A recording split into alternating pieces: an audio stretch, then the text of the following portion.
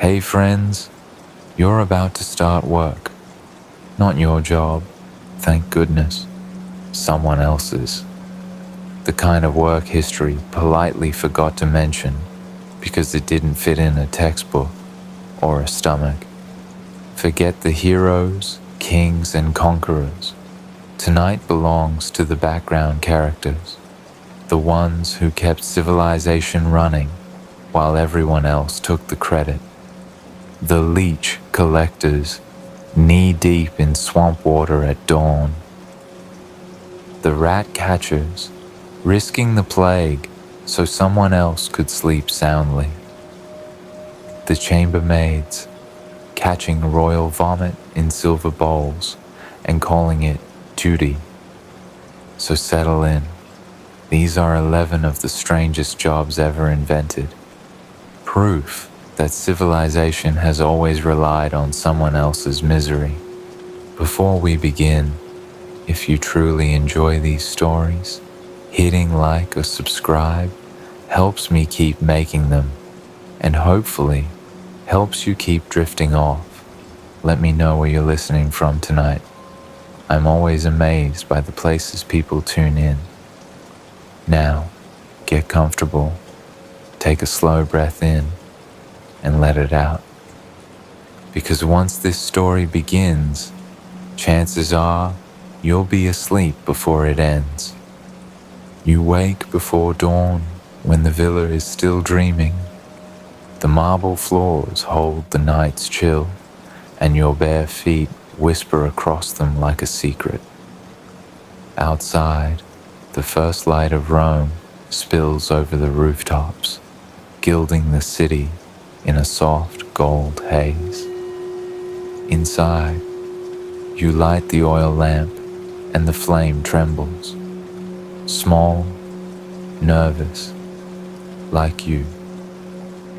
Your hands already smell faintly of vinegar and ash. You've spent the night grinding pigments and powders for your mistress's hair. She demands a shade worthy of Venus, which in her mind means anything other than the color she was born with. You've tried crushed beetles, burned walnut shells, and once the ink of a dying squid. Today, the recipe calls for pigeon droppings and goat bile. You stir them together with the patience of a priest. They call you Ornatrix, the decorator. It sounds elegant until you realize your palate is filth and feathers. You were not born into this house, you were purchased into it. A gift to the lady of the villa from her husband, the senator, who wanted his wife's hair to look more divine. Divinity, it seems, is expensive, smelly, and very time-consuming. You prepare her tools, bronze combs, iron pins, bone clips. A strand of her own hair, saved from last week, lies curled on the table like a sleeping snake. You'll weave it back in later. She likes her hair thicker than truth allows. Each curl is a prayer, each braid a negotiation between your trembling fingers and her impossible expectations. When she finally wakes, the villa comes alive. Doors open, sandals shuffle. A slave boy yawns and drops a tray of figs. You stand ready by the mirror, eyes lowered, hands folded, pretending you don't exist. Your mistress glides into the room, wearing a robe that could feed a family for a month. She sits. She doesn't say good morning. You wouldn't dare say it first. You begin the ritual. Oil first, warmed between your palms and rubbed gently into her scalp. Then the combing, long and slow, pulling yesterday's gossip and last night's perfume out of her hair. She winces once, but you do not apologize. pain is part of beauty here. So is silence. The other women whisper that some ornatresses become famous, that their hairstyles win favor at court, and their owners boast of them like artists. You imagine your name murmured in marble halls, the girl who braided the hair of senators' wives. But fame, for you, is a dangerous thing. A talented slave is valuable. A valuable slave is rarely freed. As you work, she talks, not to you, but at you, about her rivals, her parties, her latest worry that her husband prefers another woman's curls.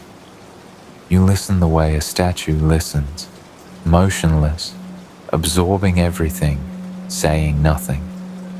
You've learned that words are like hairpins, useful when placed correctly, deadly when misplaced. She demands height today, a tower of braids that could challenge the gods. You wind, weave, and pin, balancing hair like architecture. At last, you add the finishing touch, a net of fine gold threads to catch the light. Your reflection meets hers in the mirror, one radiant, one invisible. She smiles at herself. You disappear. When she finally leaves, the scent of her perfume lingers like a memory you didn't consent to keep. Your arms ache, your fingers are stiff. The lamp sputters low. You glance at the small bronze mirror, your own reflection dull and tired. Your hair is short because she needed extensions last week. You told her it was an honor. You lied. At midday, you tidy the combs. You rinse the pigeon droppings from the bowl and pour the water into the garden. A lizard scurries by, free and thoughtless. You envy it, but only for a moment. Freedom without food is another kind of slavery.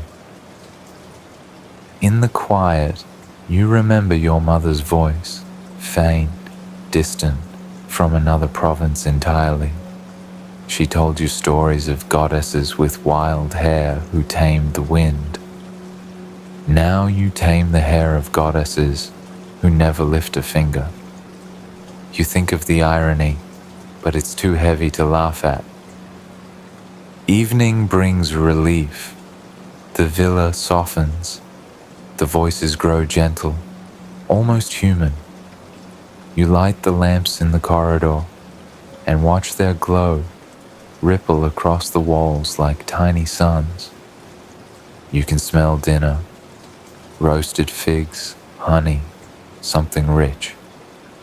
You won't eat it, but the scent is almost enough. Later, when everyone has gone to sleep, you sit alone by the fading coals. You run your fingers through your cropped hair. It's rough, uneven, and real. No gold pins, no perfume, no pretense, just you and the faint hum of Rome breathing beyond the villa walls. You wonder how many hands like yours built this city, hands that painted, polished, brushed, and bled. Maybe history will forget your name, but every curl in every portrait, every marble bust with perfect hair, carries your ghost in its reflection. And somewhere in that thought, you find a small, tired pride. Tomorrow, she'll want a new style, something taller, shinier, impossible. You'll wake before dawn again. You'll grind the beetles. You'll light the lamp, and the flame will tremble, small, nervous, like you. The coals fade to ash. A door opens somewhere down the marble hall. A new corridor, a new century waiting. You step toward the sound, leaving the combs behind. The smell of oil and ash gives way to velvet and ceremony. A voice whispers amused, "The king requires your assistance." You follow it. You are the groom of the stool. The door closes behind you with a sigh of velvet and dust. The scent of beeswax polish and lavender hangs thick in the air. You blink, and the marble of Rome fades into oak paneling and embroidered tapestries. You are somewhere in England now, where power smells faintly of candle smoke and soap. A courtier bows, hands you a key, and says with terrifying cheer, "His Majesty trusts you completely." He gestures to a gilded wooden chair with a hole in the middle, the royal commode. You swallow. Trust, apparently, comes in strange forms. Your title is Groom of the Stool. It sounds noble enough until you learn what it means. You are the king's most intimate servant.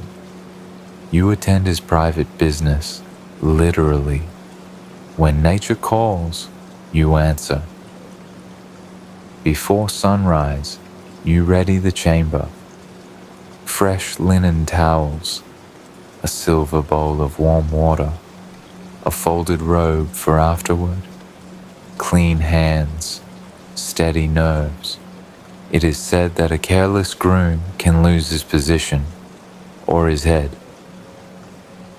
You stand beside the throne-like chair, waiting. Outside, trumpets announce the new day. Inside, the only sound is your heartbeat echoing off carved oak. The king enters in slippers, yawning. You bow so low, your spine cracks. He sits. You step forward, offering water, towels, and silence. The chamber is warm and small, the air thick with the perfume of cinnamon and dignity. You do not look directly at him, not at first. That would be indecent. They say this duty is disgusting, but it is also dangerous. Few men stand this close to the monarch without armor. Fewer still hear what you hear in this quiet room. Grumbles about Parliament, plans for war, whispers of love, letters, and enemies. Secrets fall like ashes here. You catch them all. You learn his habits better than any physician, what he eats, when he dines, how his stomach reacts to stress or treason. You track it all in a little notebook, the royal diary of digestion, a kingdom ruled by timing. Strangely, your proximity earns respect. The courtiers who once sneered now bow too deeply when you pass, because you have the king's ear and everything attached to it. If you whisper a name, it may rise or fall. No one dares offend the man who controls the towels. Sometimes the king speaks to you, not as a ruler, but as a lonely man in the most human moment possible. He asks about the weather, about your supper, about your family far away. You answer carefully, too formal, and he thinks you cold. Too friendly, and you vanish from court by morning. When your duty is done, you carry the commode away like a relic. Servants clean it under your supervision. No one else may touch it. Then, you wash your hands 3 times in rose water and change robes. By midday you stand beside him again, now at a council meeting, invisible but always near. Other nobles envy you, not for the work, but for the access. A whispered comment from you can open doors. Your advice, softly offered at the right moment, might alter a law or a life. It is said one groom once became treasurer of England, another married into royalty. Perhaps this chair is made of gold after all. Yet power is a fragile thing. You've seen grooms fall from favor overnight, replaced, forgotten, erased from portraits. One wrong jest, one rumor of laughter during the wrong ceremony. Even the king's digestion is political. In quieter hours, you sit alone by the chamber window. The gardens outside shimmer with morning dew. You imagine what it would feel like to live as freely as the gardeners below. Sleeves rolled, faces sunburned, working with earth instead of royalty. They look happier. They probably are. You sigh, polish the silver bowl, and wait for the bell that summons you again. A small chime, delicate as guilt. You answer instantly. Service is your second heartbeat now. Years pass in this rhythm. Your back stiffens, your hands wrinkle from endless washing, and your hearing sharpens from listening for footsteps. You've learned that history smells like soap and sweat, and that dignity is a costume, easily removed. When the king eventually dies, you stand at the edge of his bedchamber. Candles flicker, the courtiers weep. You alone know what true closeness means. No one thanks you, but you bow anyway. Old habits are harder to bury than kings. You walk the empty corridors once more, past portraits that never blink. A faint breeze carries the echo of your title, groom of the stool. It will sound ridiculous to future generations, you think, but someone had to do it, and someone always will. The candles dim. Somewhere behind you, another door creaks open. The smell of lavender fades into the damp chill of a schoolroom. A boy's laughter drifts through the hall, sharp, nervous, royal. A whip cracks. Your stomach tightens. The voice whispers again. Your next post awaits. You follow it. You are the whipping boy. The echo of the Tudor court fades behind you. The scent of lavender gives way to chalk and candle wax. You find yourself standing in a long, cold corridor, lined with portraits of frowning kings. Somewhere beyond the door ahead, a child is reciting Latin badly. You take a breath. You are the whipping boy. Your new master is not a man, but a boy, a prince whose moods swing faster than church bells on coronation day. He is 8 years old, adored by all, disciplined by none, and whenever he errs, it is you who pays the price. That is your purpose.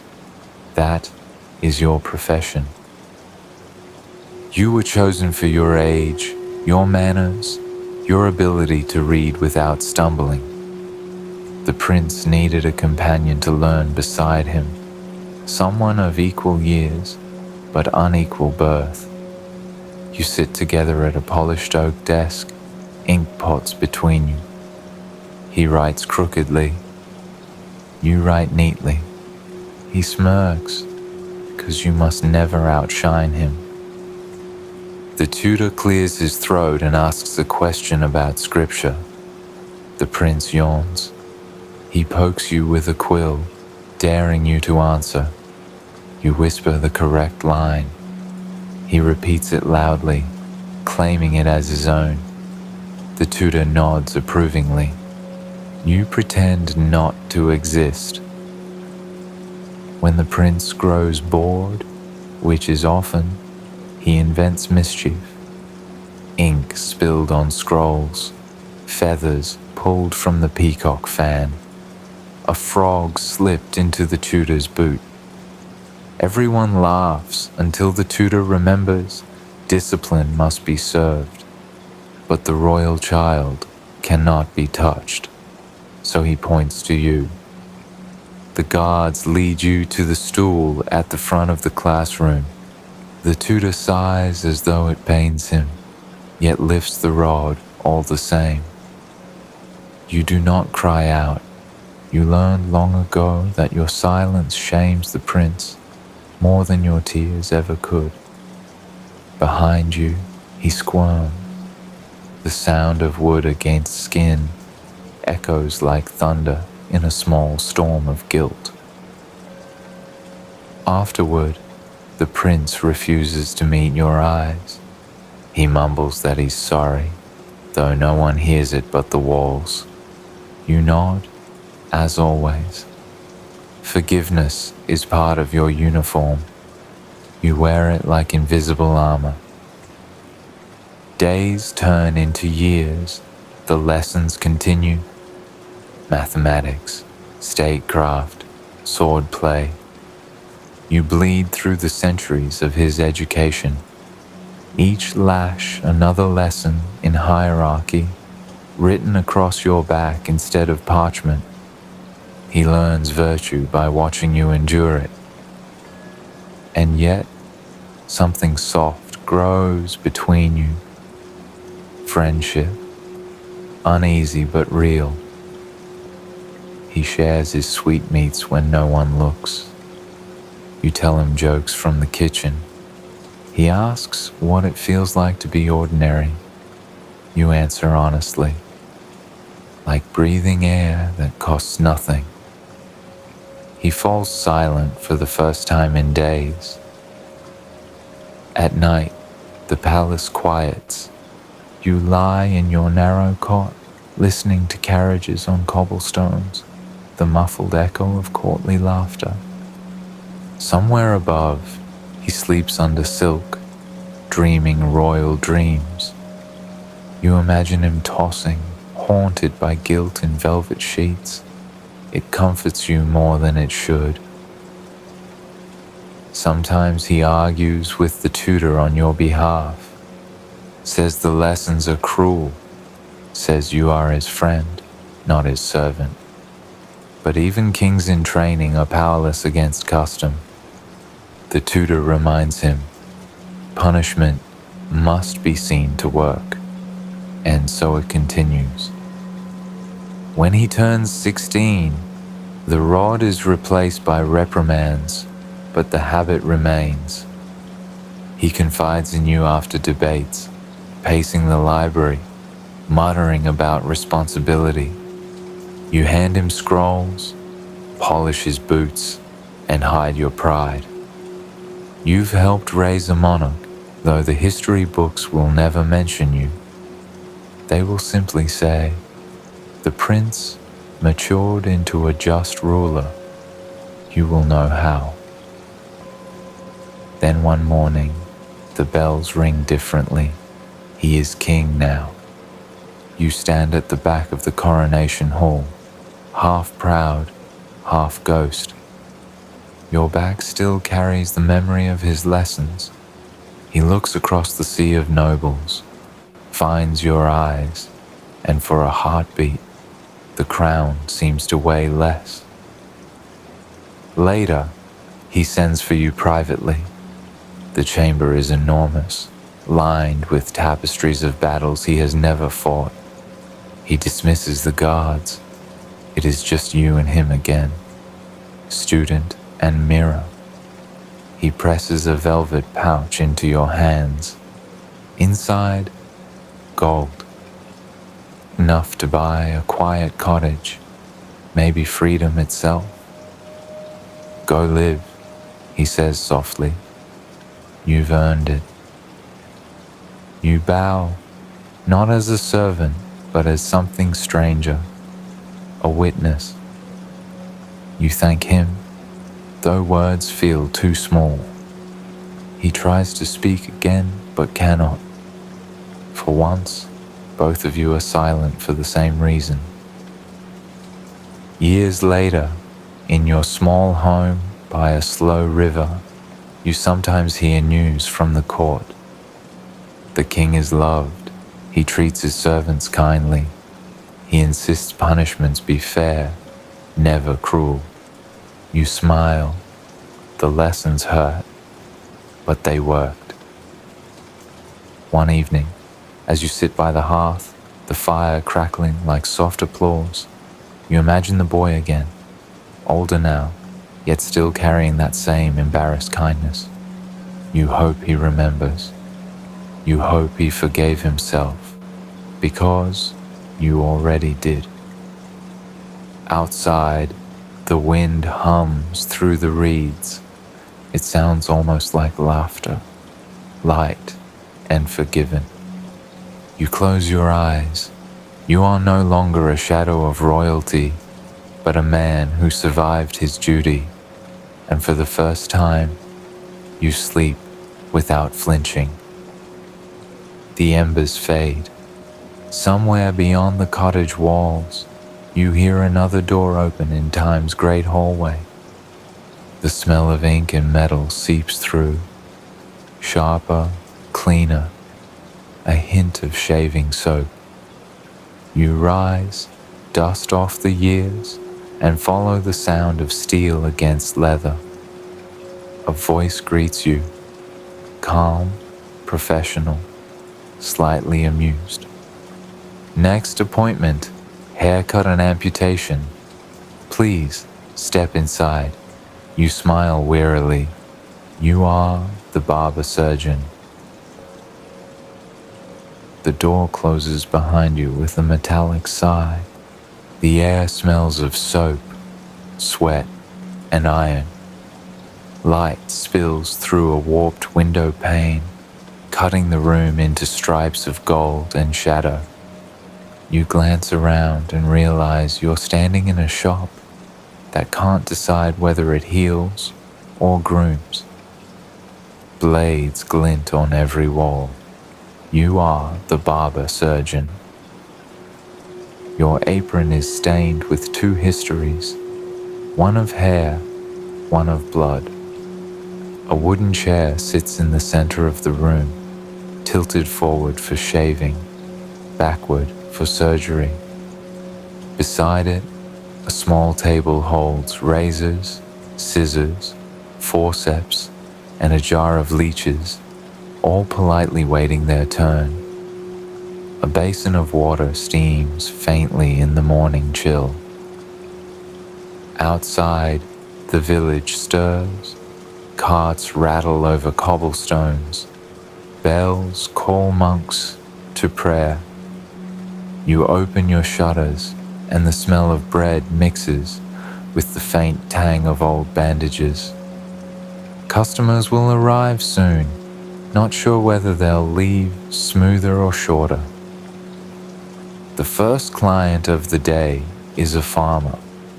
He needs his beard trimmed and his fingers stitched. You seat him carefully, wrap a cloth around his neck, and begin with the blade. You shave with steady strokes, the same rhythm you'll later use for sutures. When you switch tools, he hardly notices. The knife changes purpose, but your hand does not. You talk to keep him calm. Ask about crops, weather, the gossip from the tavern. He talks too, about taxes, about aching joints. The conversation is ordinary, the task extraordinary. A slice, a stitch, a splash of wine for courage, medicine by intuition. In the corner stands your proudest symbol, a tall wooden pole wrapped in red and white cloth. Children stare at it as they pass. The red is for blood, the white for bandages. A sign that here one may lose either hair or limb, depending on fortune and fee. Your tools are humble, but your confidence is royal. You sharpen razors on leather straps, heat needles in fire, and measure time by how long a patient can stay conscious. You can pull a tooth faster than most men can draw a sword. People fear you. People need you. That balance keeps you fed. In the afternoon, the shop fills with noise. A soldier enters, limping, armor dented. He wants a wound cleaned before rot sets in. You wash your hands in vinegar, though it stings the cracks in your skin. He grits his teeth. You hum softly as you work. The song is older than hygiene. Blood pools, bright and honest. You wipe, press, bandage. He thanks you with coins and a shiver, then leaves lighter by pain and purse. You toss the cloth into a bucket of cloudy water. It sinks slowly, like yesterday's sins. Evening brings the noble clients, men who like their edges clean and their ailments invisible. One wants his scalp bled for humors. Another demands you extract a tooth of melancholy. You nod, professional as a priest. Science may be superstition, but business is eternal. Sometimes you wonder if the church envies you. They heal souls, you heal surfaces. Yet both professions involve confession, faith, and a certain amount of bloodletting. When you rinse your tools in wine, it almost feels holy. By lamplight, you write notes in a small ledger. Not everyone survives. You draw tiny skulls beside the names of those who didn't. A quiet record of learning. You think of them when you sharpen your blades.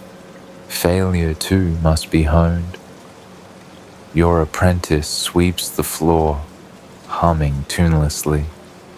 He's 12 and fearless, still fascinated by the miracle of flesh.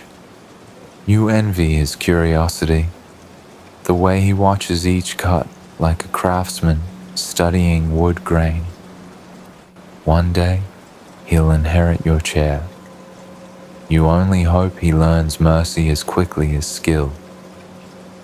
Outside, rain begins to fall, a soft percussion on the roof tiles.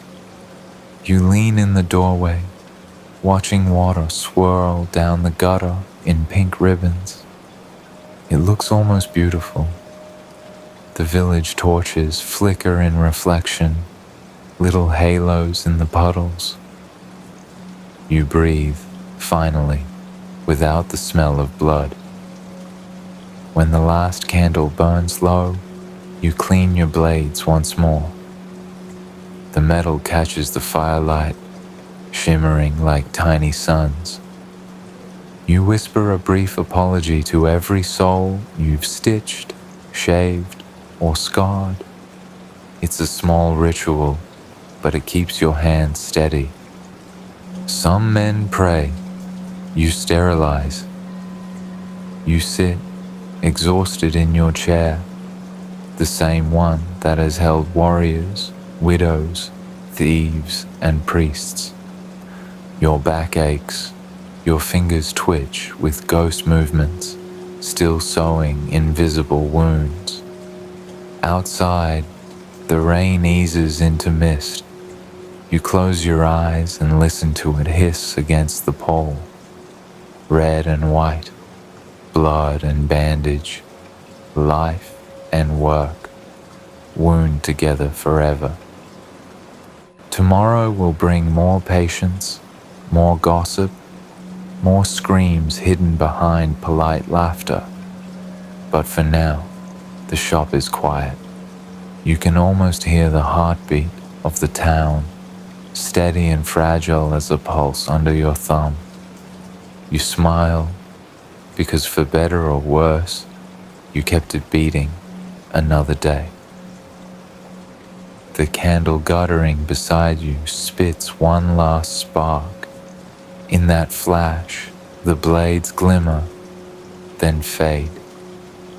You hear a knock from beyond the door. A different scent drifts in. Roasted meat, spilled wine, perfume too sweet to be clean. Voices laughing, then choking. A hand beckons from the next century, elegant and queasy. Dinner is served, it says. You sigh, pick up your basin, and follow. You are the vomit collector. The air changes before the door even opens. The sharp, sweet scent of wine, roasted meat, and something slightly wrong seeps through the crack in the marble. You blink, and you're back in Rome again. But not in the villas of elegance this time. You're in the banquet halls of excess, and you are the vomit collector. Your job is exactly what it sounds like. No poetic title, no disguise in Latin. You collect what others can't hold. You stand quietly at the edges of luxury, holding a polished bronze bowl and the steady patience of a saint. The senators recline on couches, half draped in silk, their laughter slurred with honeyed wine. A musician plucks a lyre somewhere in the haze. Servants pour, jesters perform, dancers sway in gold dust.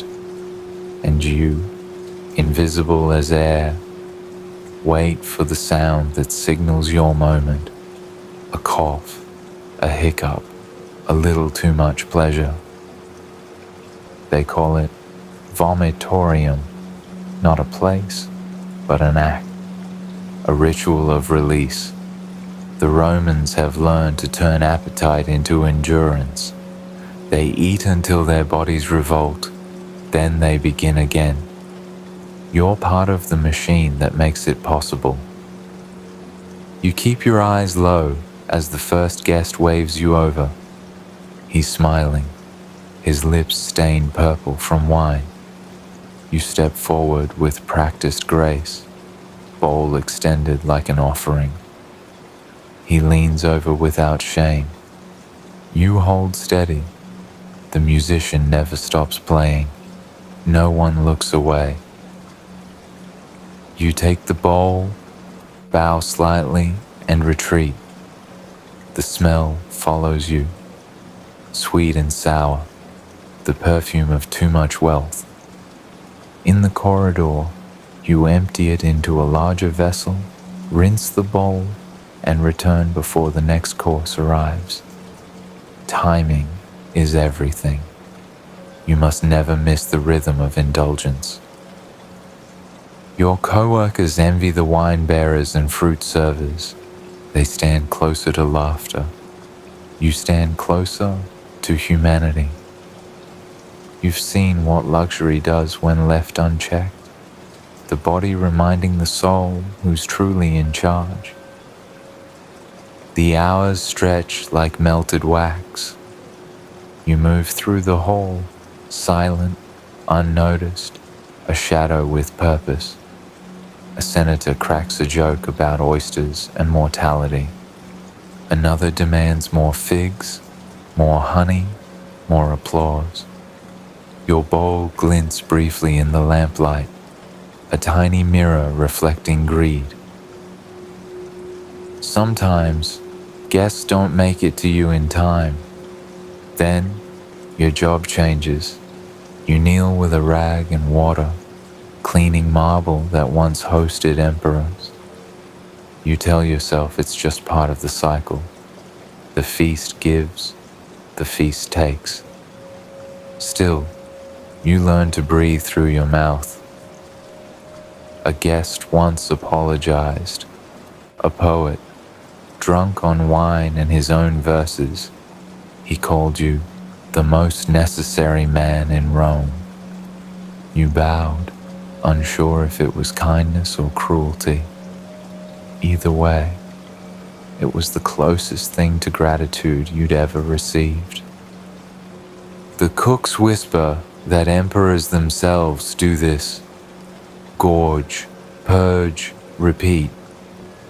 You've never seen it, but you believe it. Power rarely stops at enough.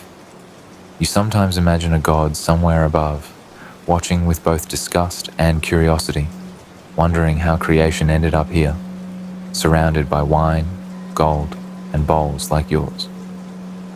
At midnight, the laughter turns to muttering. The dance is slow. Someone spills a goblet of pomegranate wine. It spreads like blood across the marble. You mop it instinctively, the motion automatic. You can't tell if it's real or metaphor anymore. You slip outside for air. The night is cooler, kinder. The Tiber hums in the distance. You set your bowl down beside you and sit on the steps, watching the stars blur like candle smoke. You've begun to measure time not by feasts, but by the number of moons between them. Every full one feels like a clean breath. A fellow servant joins you, the boy who carries fruit platters. He asks how you can stand it. You tell him you think of it like gardening. Things grow, things rot. It's all the same material in the end. He stares at you, confused, then laughs. You laugh too. The night feels almost human. When the feast finally ends, you sweep through the silent hall, gathering the remains. Figs split open like hearts. Shells from oysters gleam like tiny moons. Wine stains darken the marble where laughter once echoed. You wash the bowls one last time and leave them shining in the lamplight. A small act of dignity in a place that forgot what dignity smells like. On your way out, you pass a fresco on the wall, a painting of Bacchus, god of wine, laughing with open arms. You bow slightly, unsure if you're mocking him or thanking him. Maybe both. He looks at you with painted eyes that seem to understand. Outside, dawn is breaking over the 7 hills. The city wakes with the same hunger it fell asleep with. Vendors call, wheels rattle, and somewhere another feast is being prepared. You pick up your clean bowl and keep walking. Work will come again. It always does. You reach the riverbank and rinse your hands in the cool water. The ripples erase the last traces of the night's labor. You feel lighter, not clean, but close enough. You whisper to the reflection of the rising sun. At least they'll remember the food. The river doesn't answer, but the current nods politely. You stand, stretch, and glance down the long corridor of centuries. Another door opens. Not marble now, but wood, rough and splintered. Inside, candles flicker beside pews and stained glass. The smell of incense and wet fur fills the air. A growl echoes between prayers. A dog's bark breaks the silence. You step inside, sighing at your eternal resume. You are the knock-knobbler. The wooden door creaks as you push it open. The air smells of damp stone, tallow candles, and the faintest trace of wet dog. Your eyes adjust to the flickering light. You've stepped into an Elizabethan church, vaulted ceilings, narrow pews, and a single job waiting for you. You are the knock-knobbler. It's Sunday, and the village is gathering for worship. The bells toll, echoing across fields still slick with morning dew. People file in, farmers, washerwomen, the local miller's family, all murmuring prayers, stamping mud from their boots. But you're not here to pray. You're here to chase the dogs. Your job description is simple enough. When a stray dog wanders into church mid-sermon, it's your duty to get it out. No one else will move. The priest keeps preaching. The congregation stares. And there you are, guardian of holiness, defender of the pews. You keep your tools by the door. A short stick, a leather glove, and a handful of stale bread. The stick for noise, the glove for grip, the bread for bribery, a holy trinity of pest control. The first bark always comes when the sermon gets interesting. Today it's about sin, so naturally the devil sends a terrier. It trots proudly down the aisle, tail wagging, tongue lolling, as if summoned by the word itself. The parishioners gasp. You sigh. Another Sabbath, another chase. You rise quietly from your seat at the back, careful not to scuff your boots.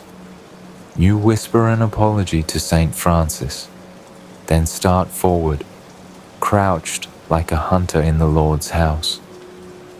The dog freezes, one paw raised, head tilted. You meet its eyes, it smiles. Dogs always smile, then it bolts. Chaos unfolds. The priest clears his throat mid-homily. Children giggle. An elderly woman crosses herself twice for safety. You dash down the aisle, stick raised, calling softly, "Here now, good lad, come here." The dog takes a sharp turn into the choir loft. You follow, muttering a few words not found in scripture. When you finally corner him behind the organ, the creature looks up with pure innocence. You scoop him up, bread in hand, whispering, "We've all sinned, haven't we?" He licks your chin, absolving you instantly. You carry him out the side door, set him free, and return to the sound of a half-stifled laughter. The priest glares, but his mouth twitches. Even heaven enjoys a little comedy. The rest of the service goes quietly, until the children start whispering that another hound is circling outside. You pretend not to hear it. You've earned a moment's peace. You lean against the wall, breathing in the rhythm of candles burning low and psalms drifting upward. Your heart slows. You could almost fall asleep, standing. After the service, parishioners pat your shoulder. Some thank you for saving the sermon. Others scold you for disrupting it. You nod to both. You're used to being both hero and nuisance. A little girl slips you a small biscuit for your trouble. You keep it in your pocket, unsure if it's payment or prophecy. In the afternoon, you patrol the churchyard. The gravestones lean like tired listeners. A stray cat watches you from atop a tomb, unimpressed. You wave your stick for form's sake. It doesn't move. Even the animals here have learned that your threats are mostly theatrical. You think about your title, Knock Nobbler. It sounds like something out of a tavern song. Children giggle when they say it. Adults pretend not to. But there's pride in it too. In a world of chaos, you're a keeper of order, or at least a wrangler of it. Sometimes, the job expands. When dogs are absent, you're sent after rowdy boys who throw apples during Mass. They scatter faster than the dogs. You chase them halfway to the bakery before giving up. The baker laughs, tosses you a heel of bread and says, "You should be paid double." You agree, though the church never listens. By evening, the church is quiet again.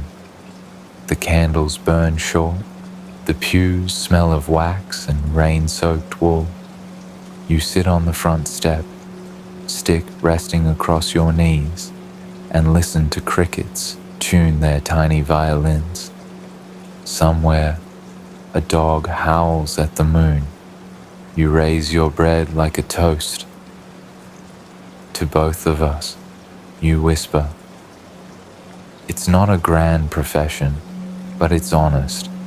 You keep chaos at bay, one bark at a time, and in the silence between sermons, you find something sacred, the peace that follows a good chase.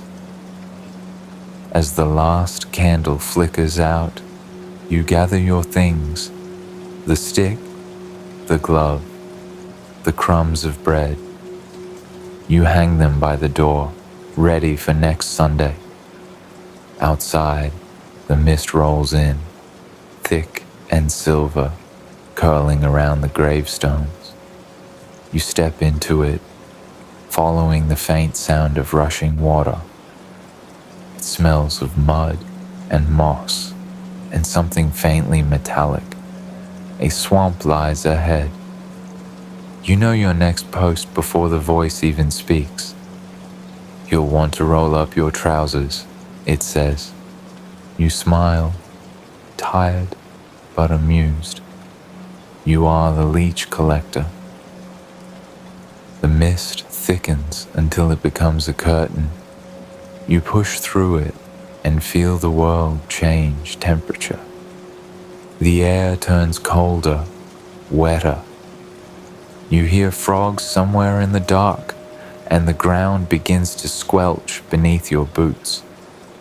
You've left the village far behind. You are the leech collector. Your day begins when most people's end. At dawn, the world feels half-dreamed. Grey water, grey sky, grey thoughts. You walk barefoot into the bog, trousers rolled, a sack slung over your shoulder. The smell of rotten moss fills your lungs.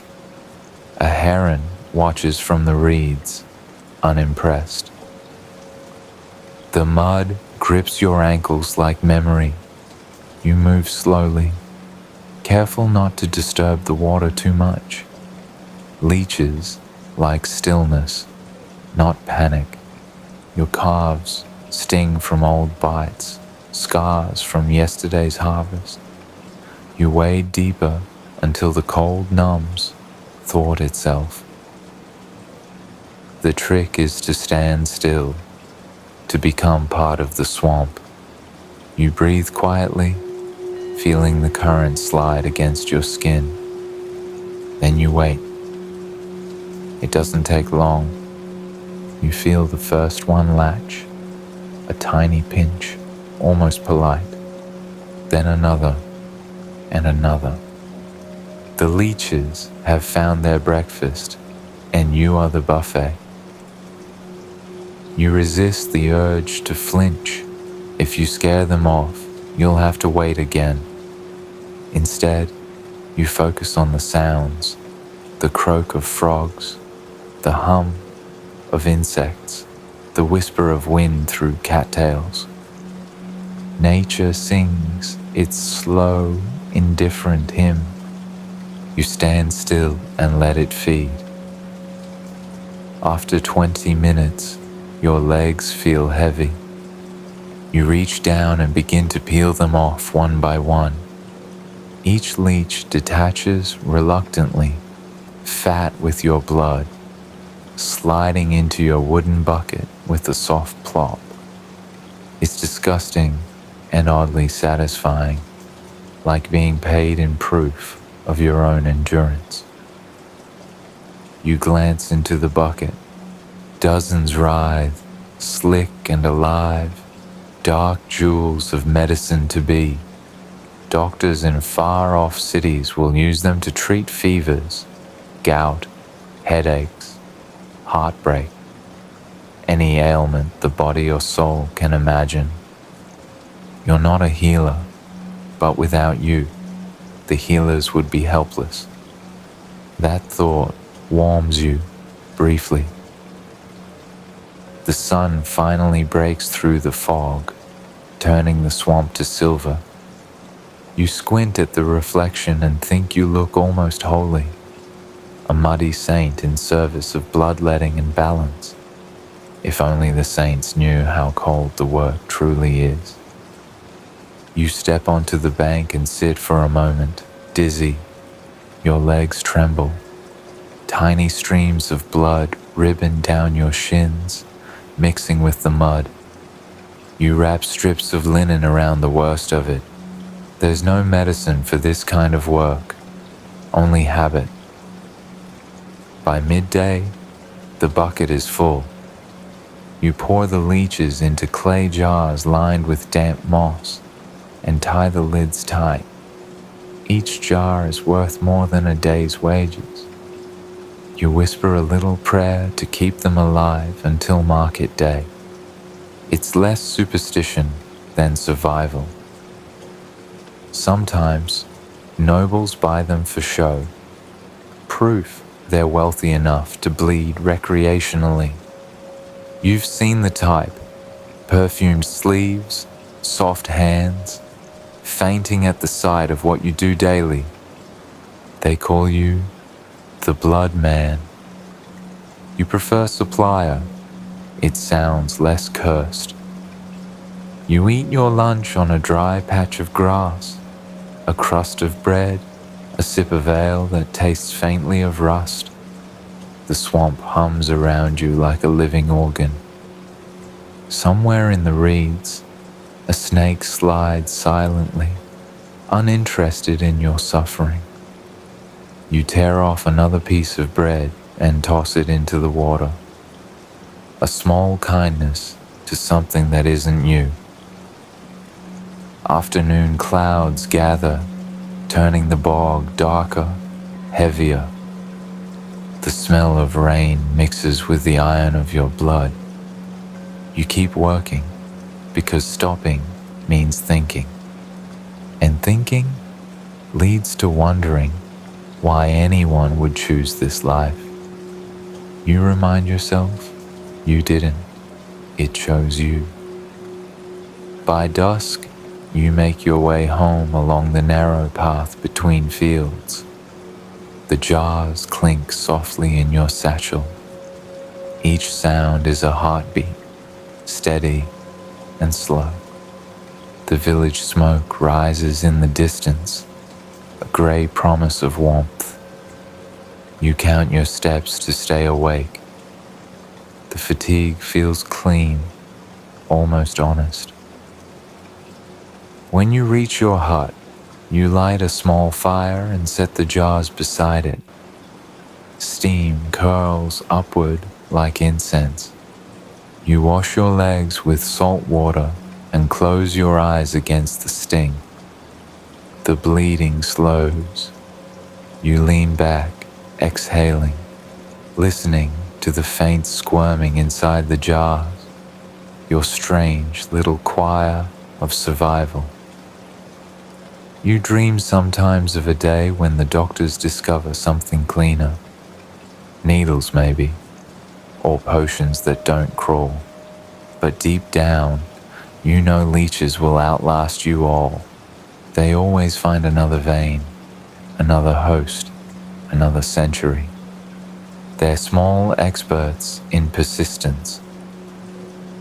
As the fire dwindles, you wrap a cloth around your ankles and lie down. Your body hums with the quiet ache of honest exhaustion. Outside, the swamp glimmers under moonlight, a mirror for strange professions and stranger faith. You smile faintly. Even the mud has purpose. The fire dies. A wind stirs through the cracks in the wall, carrying a new scent. Smoke, not from your hearth, but from chimneys. The sound of footsteps echoes. Quick, urban, human. You open your eyes to narrow streets, brick walls, and the chatter of vendors. Rats dart between barrels. The smell of bread competes with something sour and alive. A voice calls out behind you, cheerful but tired. Keep your sack handy, friend. London's crawling tonight. You grin, resigned to your fate. You are the rat catcher. The city never truly sleeps. Even at midnight, it hums. The low growl of wagons, the hiss of steam, the clatter of boots on cobblestone. You stand at the mouth of a narrow alley, lantern in one hand, sack in the other. The air smells like smoke, bread, and something darker beneath. You are the rat catcher. Your tools are simple: a stick, a few traps, a pouch of crumbs, and courage that's seen better days. The rats are smarter than most think. They know your scent, your rhythm, your tricks.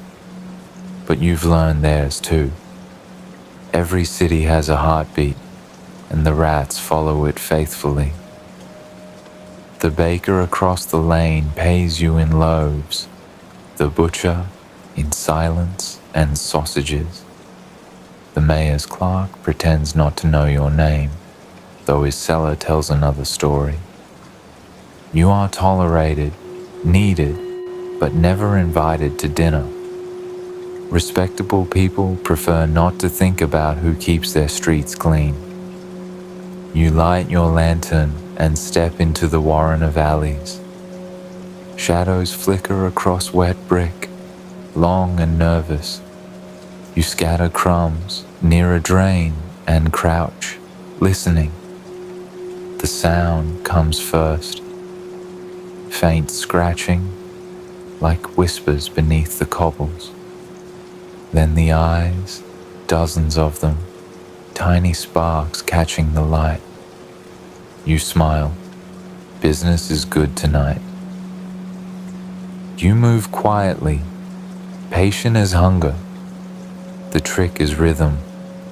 Bait, wait, strike. You lift a crate, slam the lid, tie it shut. Squeaks fill the air like a small, furious orchestra. You whisper an apology to no one in particular, then you move on. A boy follows you sometimes, your unofficial apprentice. He's quick, clever, and slightly too fearless. He calls you Master Rat, which you pretend to hate but secretly enjoy. You teach him the trade, though you wish better for him. Everyone says that, but some wishes rot faster than others. The night deepens and fog drifts in from the river. It blurs the gas lamps, makes halos around the filth. You can hear the rats underfoot, the faint patter of tiny paws running unseen. You imagine them as ghosts of the city, gathering in the cracks where no one else fits. In a way, you understand them. Once, a rich man hired you to catch them alive. He wanted them for sport, to release into pits where dogs would tear them apart. He paid well. You took the coins, washed your hands twice, and never spoke of it again. Survival doesn't always look noble. You stop by a tavern for warmth. The barkeep nods and pours a cup of ale, careful not to touch your fingers. The regulars glance your way, then look quickly back at their cups. You don't blame them. To them, you smell like the underbelly of the world. You raise your drink anyway, a quiet toast to the unseen laborers. Outside, the fog has thickened to soup. You can't see the moon, only the glow of your lantern floating in white nothing. The city feels endless, and you are its lone surgeon, cutting away infection one squeak at a time. You think briefly of how many you've caught. Hundreds, thousands. It's hard to measure history by tail counts. At the riverbank, you set your final traps. The water moves like a black vein through the heart of the city. You see reflections of lights from distant windows, each one a story, a meal, a life that won't thank you. The traps rattle, another night's work complete. You rest on the steps by the bridge, breathing in the damp. Your hands are rough, your back stiff, but there's a peace in it. You do something the city pretends isn't necessary. That's a strange sort of power. Necessary things often go unloved. The boy returns, carrying a small sack of his own. He grins, proud of the catch. You nod approvingly, though you see a cut on his hand. You pour vinegar over it and wrap it in linen. He winces, but doesn't pull away. Good lad, learning fast. He asks if the rats will ever disappear. You laugh softly. When people stop leaving crumbs, you say. He nods, thinking that over. You don't tell him the truth, that the rats aren't the problem. They're the proof that life always finds a way to survive the mess humans make. Dawn creeps over the rooftops, painting the fog in pale gold. You empty the traps, count your coins, and stretch aching limb. The city wakes behind you. Bakers shouting, carts rumbling, bells chiming. Your work ends when theirs begins. It's a partnership of opposites. You vanish as they rise. At home, you wash your hands in lye soap until the water turns pink.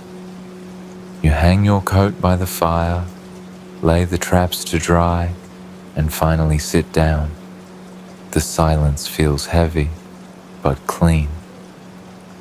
You think, just for a moment, that maybe tomorrow you'll find a gentler trade.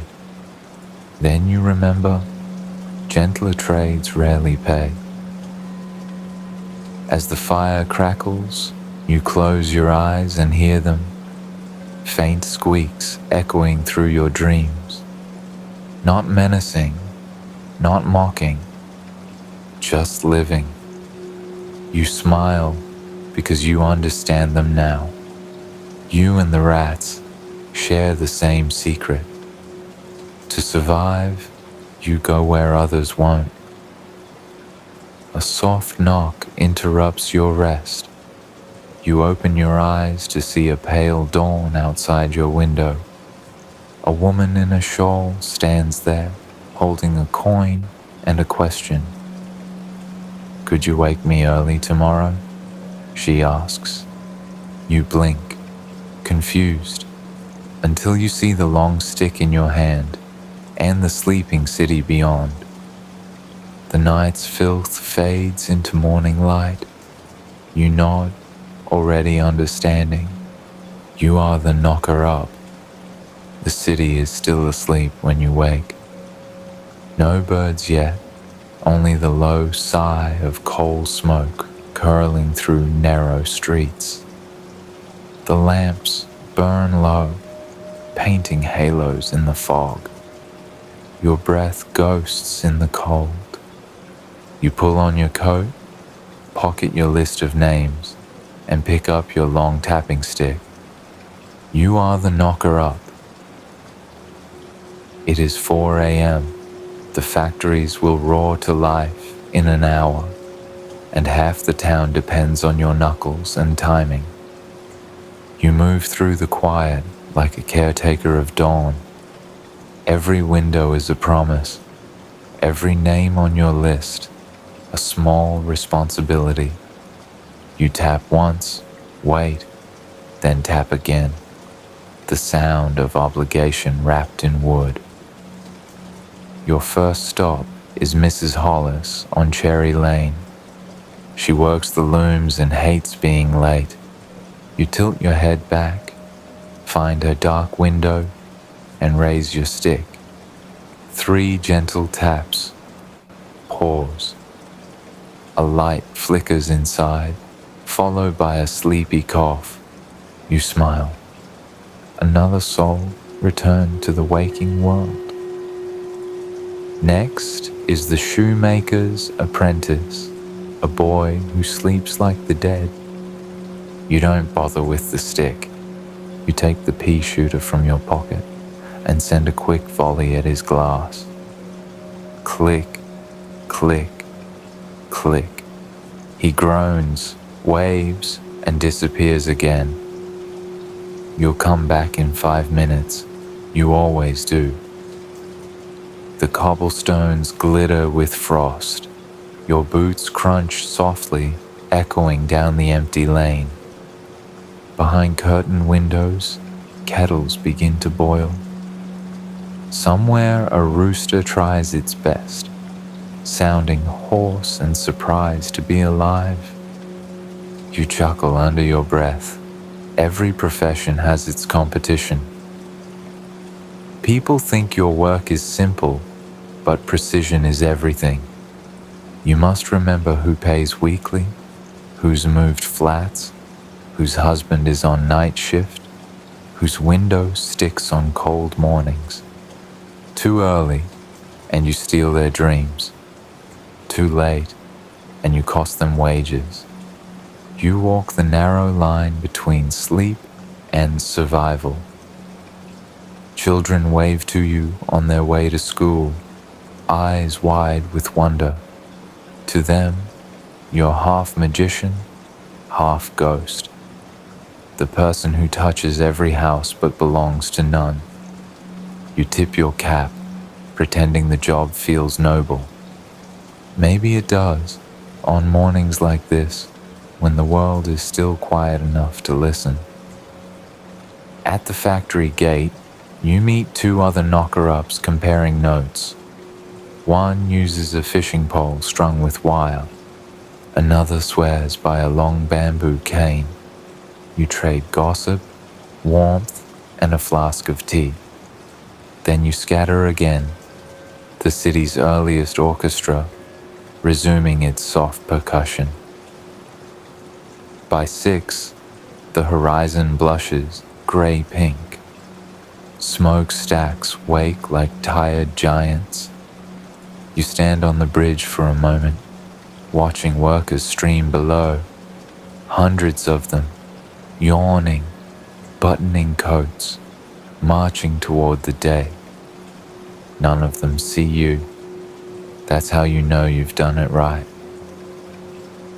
The rhythm of tapping becomes music in your head, a melody of doors, windows, and dreams interrupted. You hum along, an invisible conductor of punctuality. Each tap a note, each stir of curtains a chord. It's almost beautiful, this quiet symphony of responsibility. But even the dutiful grow weary. Your hands ache from the cold. Your eyes sting from soot drifting off the chimney. You pause at a bakery, drawn by the smell of rising bread. The baker's wife hands you a small roll, still warm.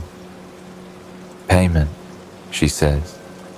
You nod gratefully, feeling rich for once.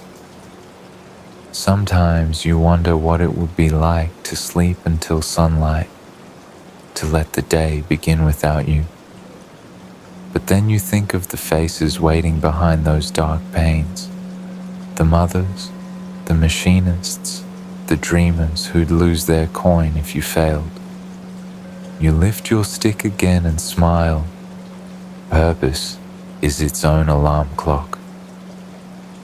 When the final name on your list wakes, you tuck the stick beneath your arm and turn for home. The sky has brightened to a pale silver. Shutters creak open. Laundry flaps on lines. A new day officially begun. You've touched 100 lives without a single handshake, a peculiar kind of intimacy. At home, you hang your coat and pour tea into a chipped mug.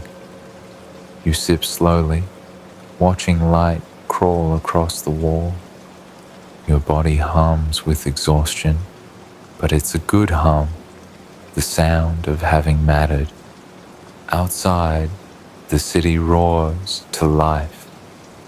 You drift off to sleep, trusting someone else to wake you if you're needed again. The tea cools beside you. Your dreams fill with the soft rhythm of tapping on glass, stretching across rooftops and centuries. Then, somewhere in that half-sleep, a different sound emerges. Laughter, too refined for a factory town. The scent of perfume and roses replaces coal smoke. A stage curtain rustles. Applause rises like thunder. You open your eyes beneath candlelight, standing at the edge of a royal court.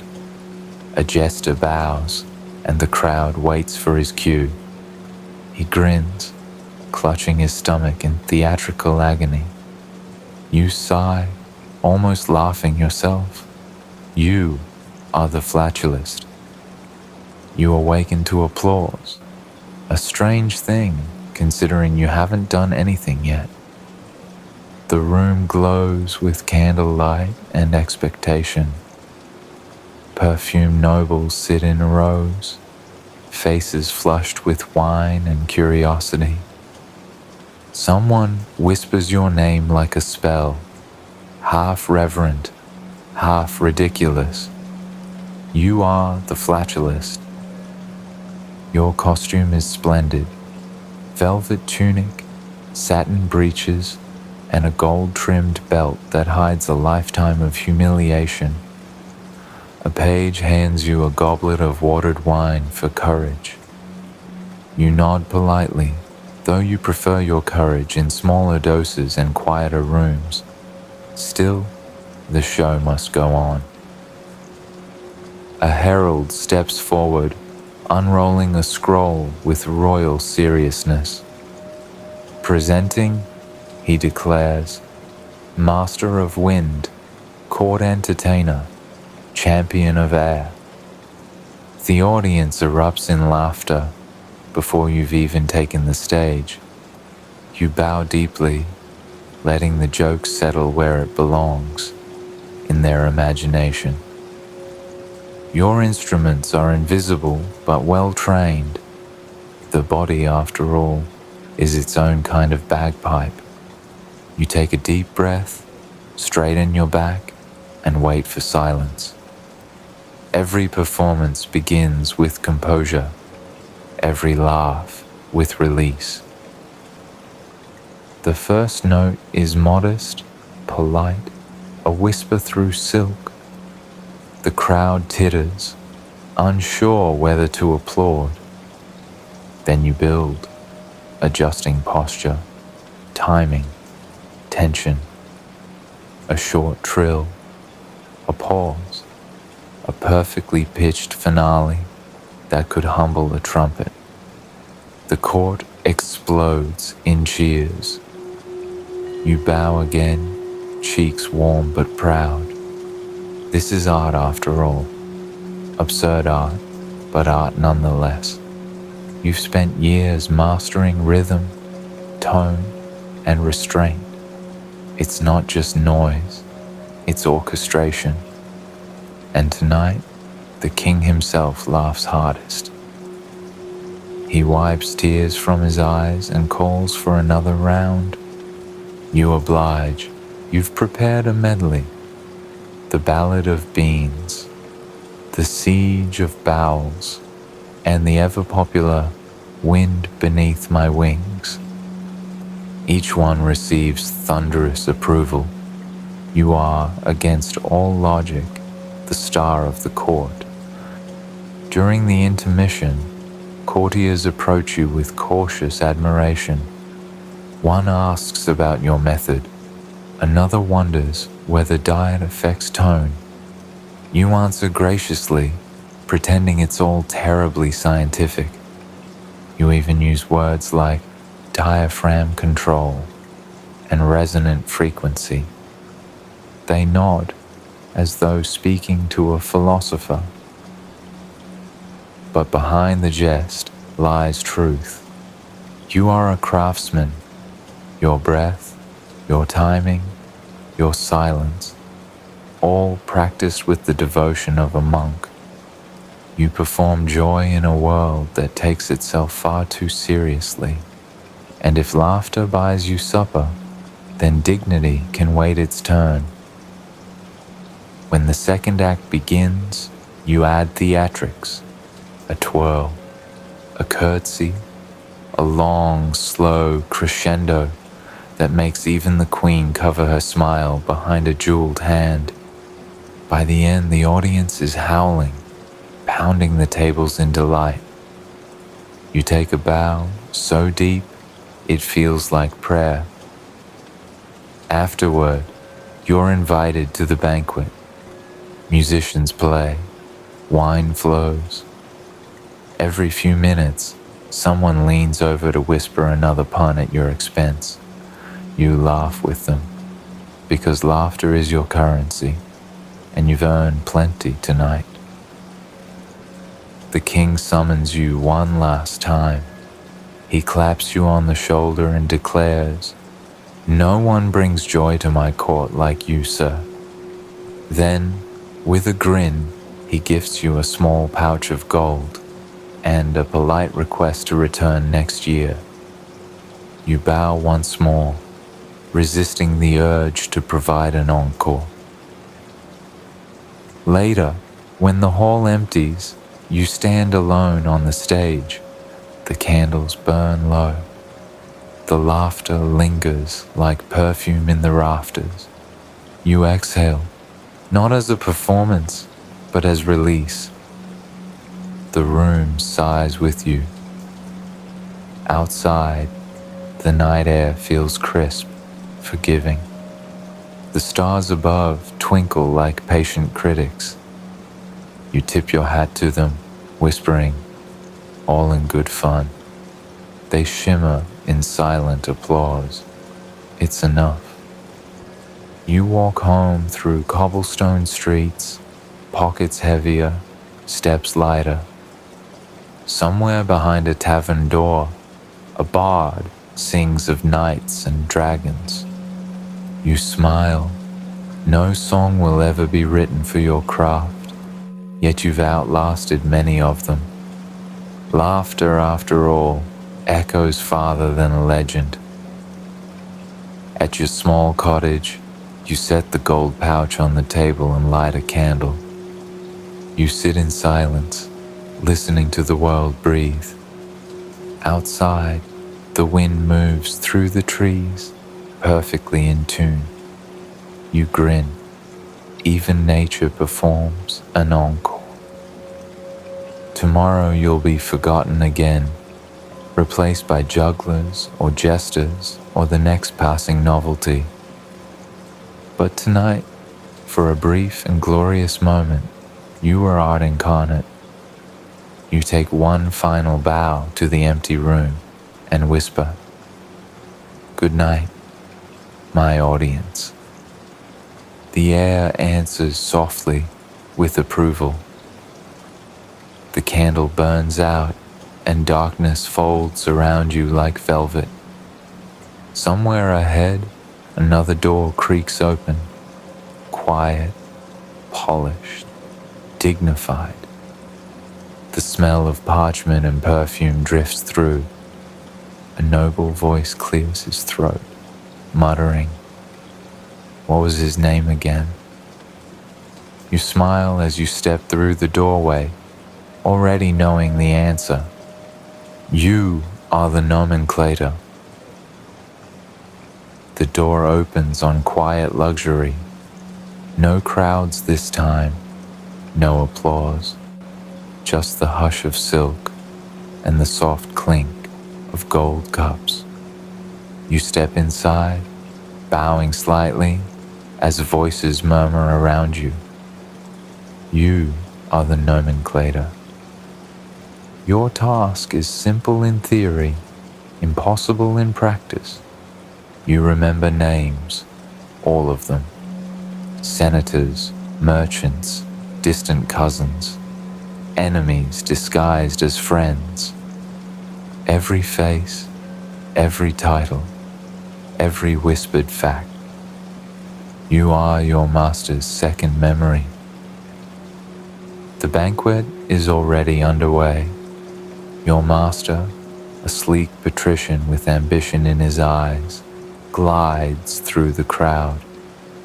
You follow half a step behind, invisible yet essential. He nods to a man in crimson robes. You whisper softly, "Marcus Fabius, governor of Sicily. Loves oysters, hates poetry." Your master smiles with sudden familiarity. Conversation blooms. The game continues. You are not allowed to speak loudly.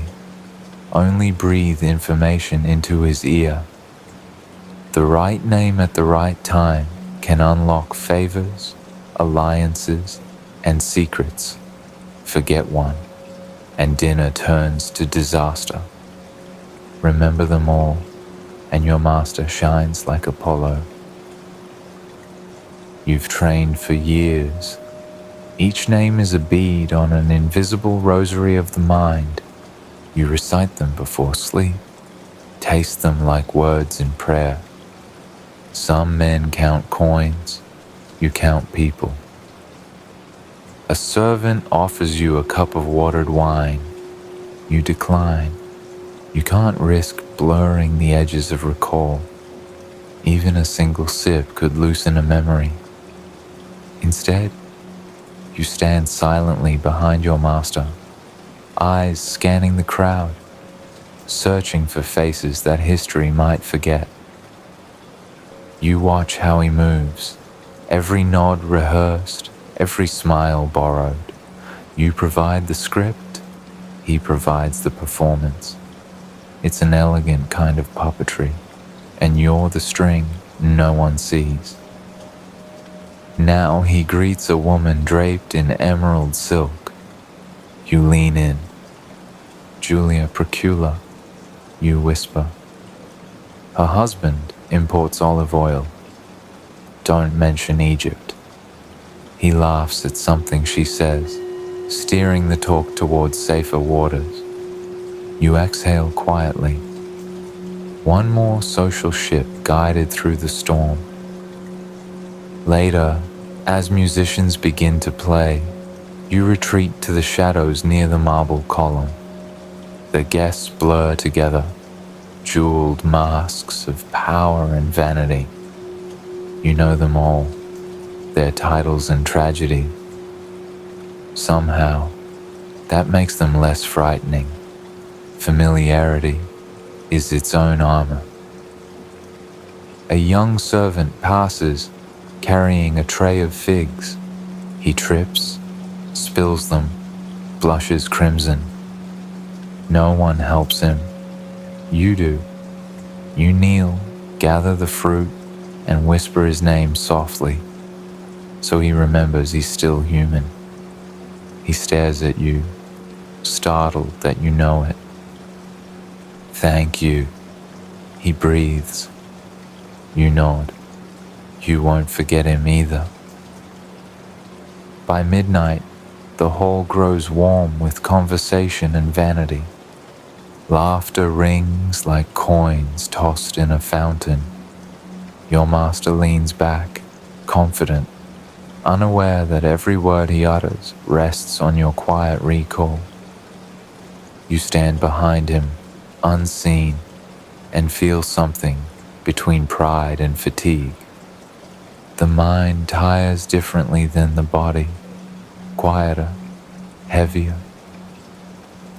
Outside, thunder murmurs over the hills. The city smells of wet marble and ambition. You long for air but remain in place, as always. Memory is a cage that feeds on discipline. You can't afford to open the door. When the guests begin to leave, your master thanks them by name, flawlessly. He shakes hands, flatters, remembers birthdays he never cared about. You whisper prompts, like invisible ink drying between syllables. They marvel at his charm. He never once glances your way. You don't mind. That's how you know you've done your job. When the last torch dims, you finally breathe. Your master retires to his chamber, humming contentedly. You sit alone in the atrium, surrounded by silence thick as oil. You let the names drift away one by one, dissolving into the fountain's ripples. They'll return tomorrow, summoned again, like obedient ghosts. Sometimes, when you can't sleep, you wonder who remembers you. Whose ear will whisper your name when you're gone? Perhaps no one. Perhaps that's fitting. A memory's servant deserves the quiet mercy of being forgotten. You rise, stretch, and walk toward the courtyard. The night is cool, the sky a soft bruise of fading clouds. You whisper a few names to the stars, just to prove you still can. They don't answer, but they twinkle politely. Cosmic colleagues in remembering what the world tries to forget.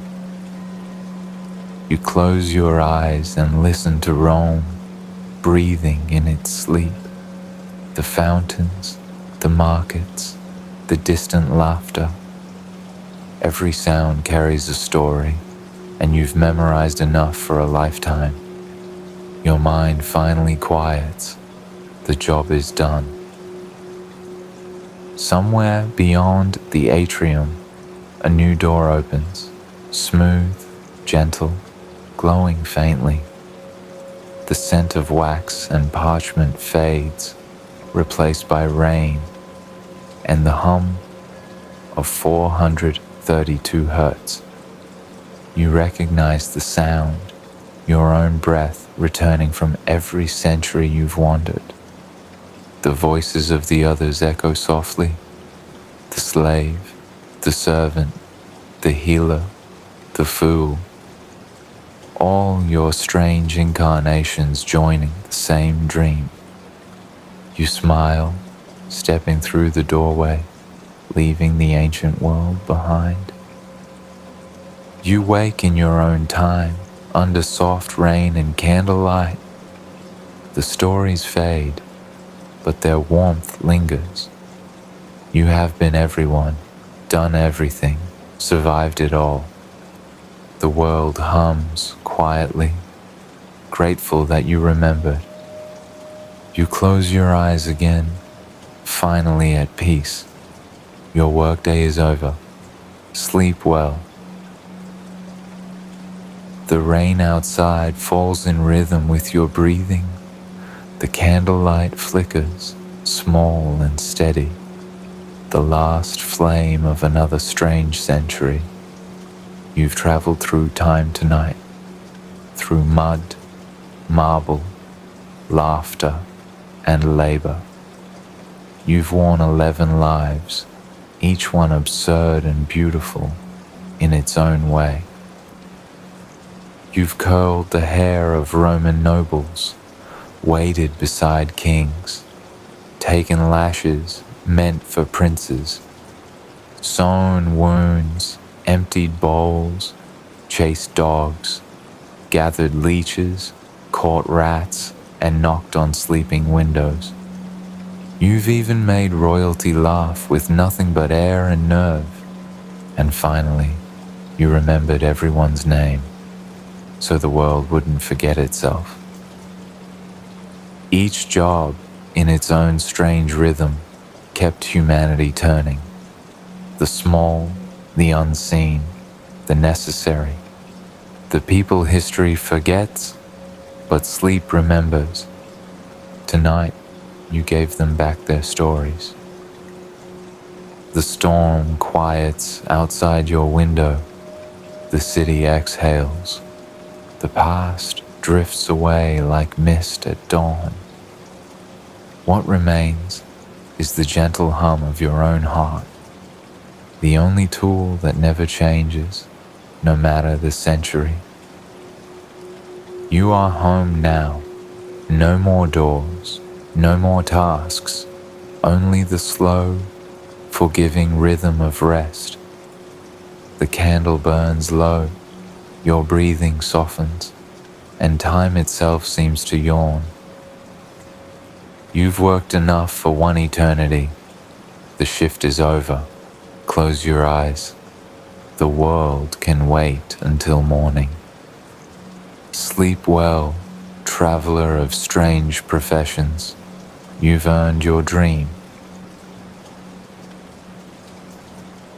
Wood.